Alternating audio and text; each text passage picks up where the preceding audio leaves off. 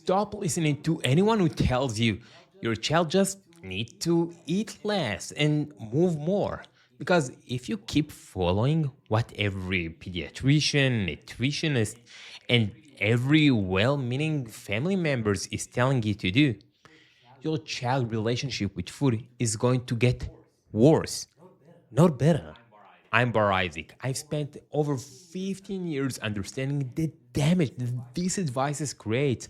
And in the next 6 minutes, I'm going to show you why everything you've been told about helping kids eat healthy and make better food choices, it's backwards. So here's what nobody tells you about eat less, move more approach with children. It creates food obsession, not food freedom. It's trigger hoarding behaviors, not healthy choices. And it's destroyed trust between you and your child. And it set up a lifetime disorder eating patterns.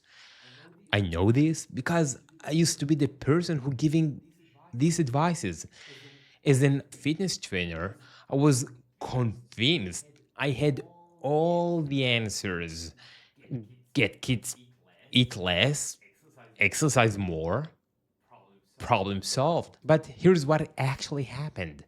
The kids I work with become more secretive around food, not less. They start hiding snacks, overeating whenever they have a chance, develop anxiety around mealtime. Some even started lying about what they eaten. I was making everything just worse. That's when I discovered something that completely changed how I think about children and food. I came across a research about the biggest loser contestants. The show massive weight loss, expert trainers, perfect meal plan, unlimited resources. But here's the shocking part. Most of them gained back more weight than they've lost within just a few years.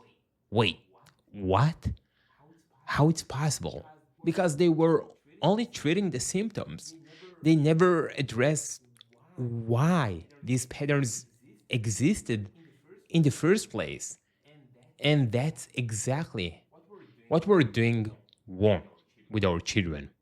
When we focus only on what they're eating and how much they're moving, we completely miss the psychological, emotional, and behavioral patterns that drive their food choices.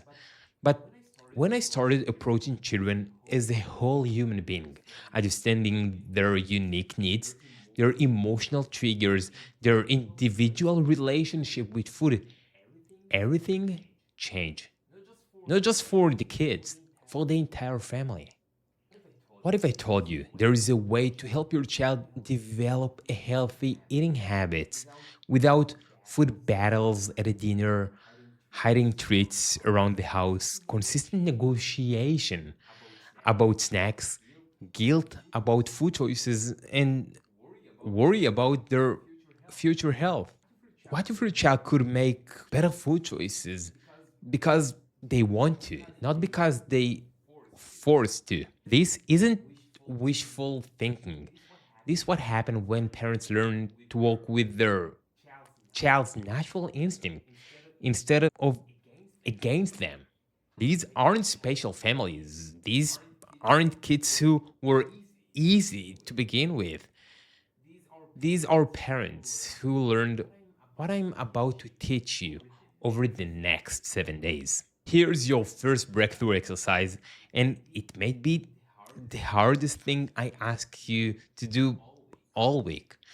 So, for the next 24 hours, I want you to observe your child around food without saying anything about what they're eating, how much they're eating, or when they should stop eating. Just watch. Just notice. Notice when they ask for food, what can they choose, how they eat when they are relaxed versus stress, whether they eat differently when they are distracted versus focused. You're not looking for a problem to fix. You're gathering intelligence about who your child really around food. Let me tell you a secret. Sometimes the biggest breakthroughs start with simply seeing our kids differently. And I promise you, what you discover may surprise you. So, if this resonates with you, I'll be here tomorrow sharing something that may completely shift how you approach every food moment with your child and why the energy you bring to these interactions matter more than the words you say. And if you know another parent who's struggling with food battles or their child food choices, feel free to share this with them because sometimes just knowing we're not alone in this makes all the difference. Remember, you're not trying to fix your child, you're trying to understand them. And that understanding is where lasting transformation begins. I'll see you tomorrow.